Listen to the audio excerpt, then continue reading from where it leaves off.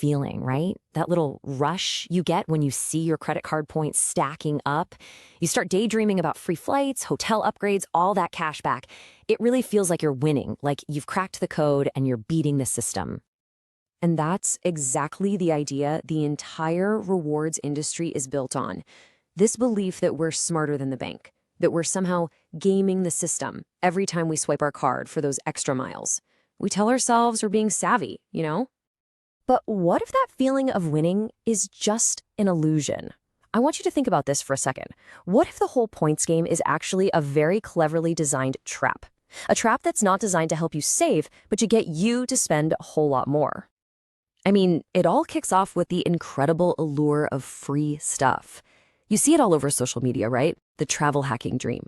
People sitting in first class, sipping champagne, staying in luxury suites, and they're telling you it's all thanks to points. It's a really, really powerful fantasy. But that brings us to a cold, hard truth. The bank always wins. Always. Banks are not charities. They're not in the business of just giving away free money. The entire system is built for them to come out on top. So let's actually look at the real math behind it all. So here's where things get really interesting. On one hand, you've got your reward. Let's be generous and say you've got a great card that gives you 2% cash back. But on the other hand, study after study shows that when we use a credit card, we spend way more than when we use cash, sometimes as much as 18% more. So you don't even need a calculator for this one. You earn 2%, but you spend an extra 18% to get it. That means you're not up, you're down. You're at a net loss of 16%. You're not saving money, you're actually losing it without even realizing. This next thought just completely reframes everything. If you spend $100 to get $2 back, you didn't save $2. You spent $98. It's not a discount. It's not a saving. It's just spending. And that is the absolute heart of the issue.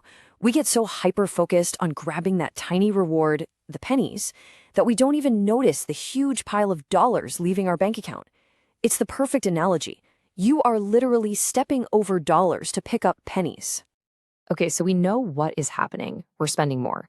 But the really fascinating part is why it happens. This gets into the psychology of spending, and it's all about how our brains are wired. There's a scientific term for this, and it's called decoupling.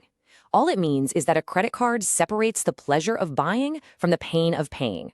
When you just swipe a piece of plastic, your brain doesn't register that you're losing money in the same way. Just think about the physical difference. When you hand over actual cash, you feel it. There's an immediate, real pain. Your wallet is physically lighter. But with a credit card, that pain is delayed. It doesn't become real until the bill shows up, maybe weeks later. So in the moment, the purchase feels almost free. Now, making us overspend without realizing it is bad enough, but that's not even the only problem. The credit card system has other hidden traps that are specifically designed to wipe out any tiny win you think you might be getting from your points. Let's talk about the two biggest ones. First up, high annual fees. You know those fancy rewards cards that can cost you hundreds of dollars a year? That fee alone can completely cancel out your rewards. And then there's the big one, the absolute killer, those crippling interest charges. And honestly, this is the most important takeaway. If you carry any credit card debt whatsoever, it doesn't matter if it's 1 rupee or $1, you are losing the game, period. The interest rates are so insanely high, there is just no way to come out ahead. Okay, so that all sounds pretty bleak, right? We've gone through the problem, the math, the psychology, but here's the good news. There is a really simple solution. This is all about taking back control of your money and, more importantly, your habits. So what's the plan? It's really just 3 easy steps. First, for all your day-to-day spending, coffee, groceries, lunch, switch to using a debit card or even cash. Second, put your big fixed bills and your savings on autopilot. And third, and this is key, make a conscious effort to reconnect with what it actually feels like to spend real money. Following these steps leads to a brand new goal. It's about a fundamental shift in how you think about money.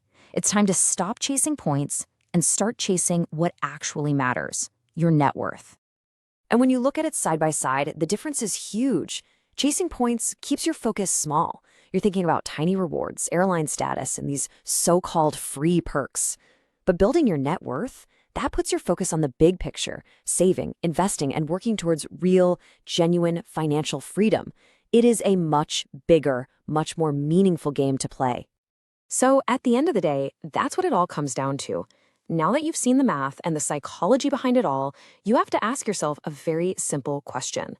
Are you actively building your own wealth, or are you just playing their game?